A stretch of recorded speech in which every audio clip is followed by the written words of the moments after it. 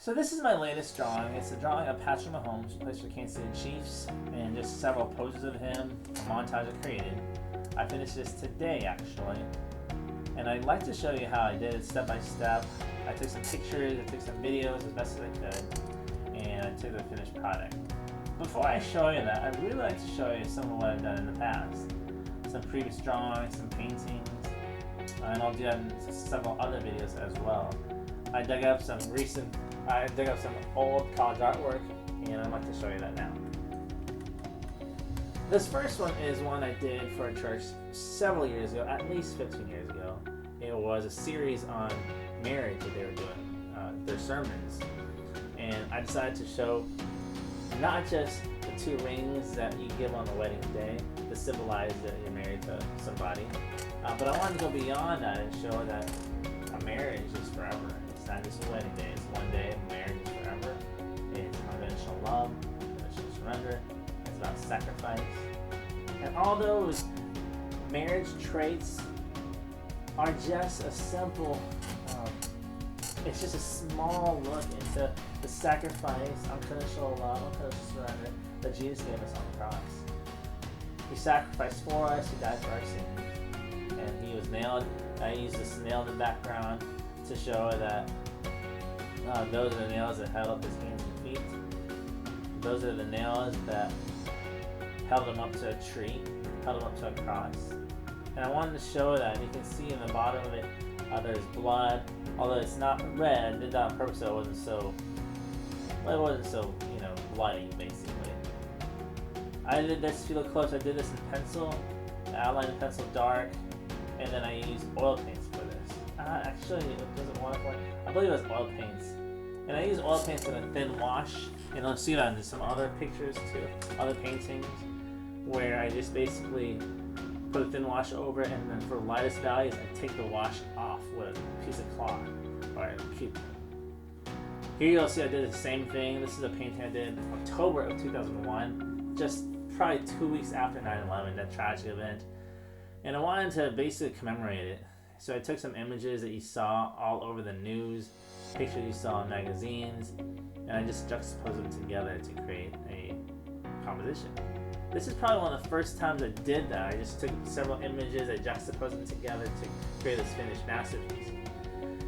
And I just decided I liked it. I like doing that as opposed to creating a composition with something in the background happening. I just wanted to just basically take different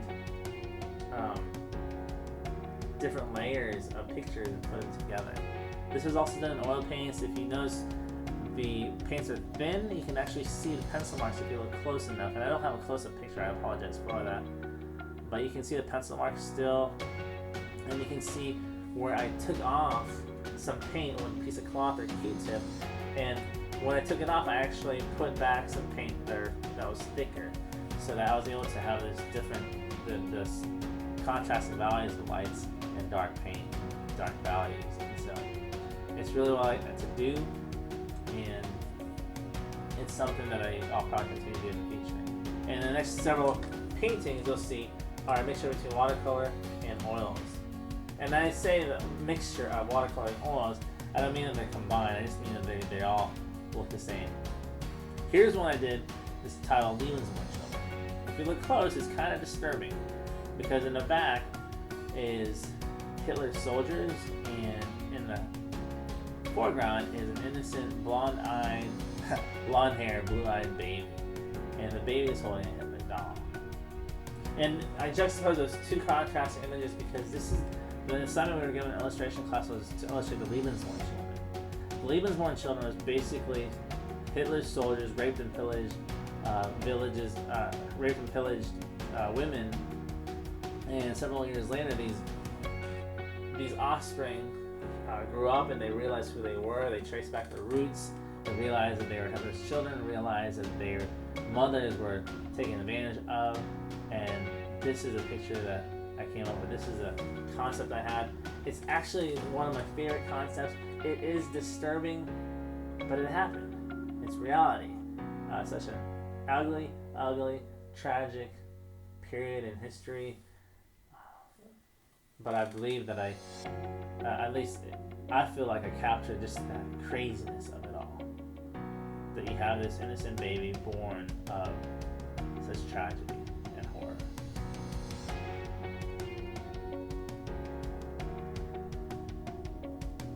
You can see that it's not thin washes, it's actually thicker paint. Not thick like Impasto paint, but thin just to cover the paper, cover the canvas.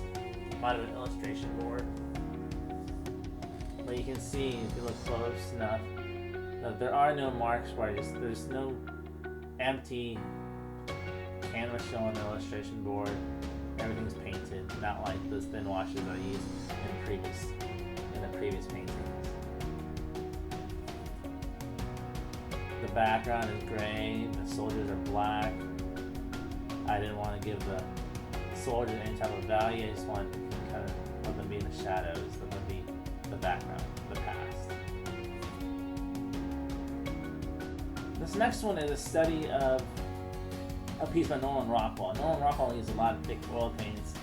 I remember doing this just one day over lunch. I didn't want to eat, so I didn't have lunch, so I just stayed in the studio and I just tried to see if I could replicate what Norman Rockwell did with oil paints and thin washes of oil paints with watercolor.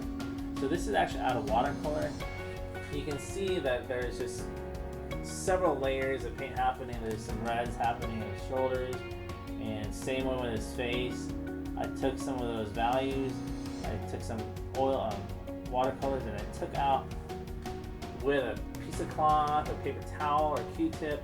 I took out the lightest values to create that light that you see.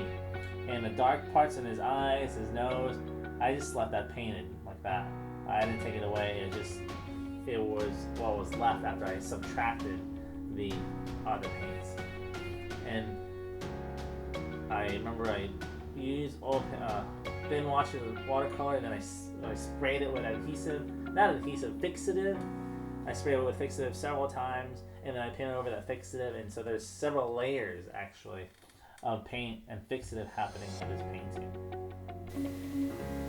This next one is a painting of the lion and the mouse. It was another assignment for class that I did. It's done in oil paints. You notice the oil paints, oil washes, and watercolor washes, they ended up looking the same.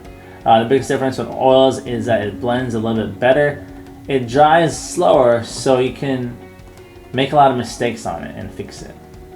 And so the composition here is a little simple. It's not dynamic by any means, but I enjoyed it because it was really the first time that I started to use these oil washes, and for the most part, being my first try at it, I enjoyed it. I don't paint so much anymore, but if I do paint, I just like to paint an oil wash because I like to keep the drawing quality there. You'll notice in my drawings now, I like to use hard lines because I want my drawings to look like drawings. I purposely don't try to make my drawings look like photographs. I like the drawing look, and that's what you'll see now in my artwork. I appreciate you taking the time to look at this. Please go ahead and subscribe, hit that like button, and just stay tuned for more videos. I hope to put out more videos like this of my old artwork, and I hope to show you soon my Patrick Mahomes artwork. That's going to be my next video. So thanks a lot. Bye-bye.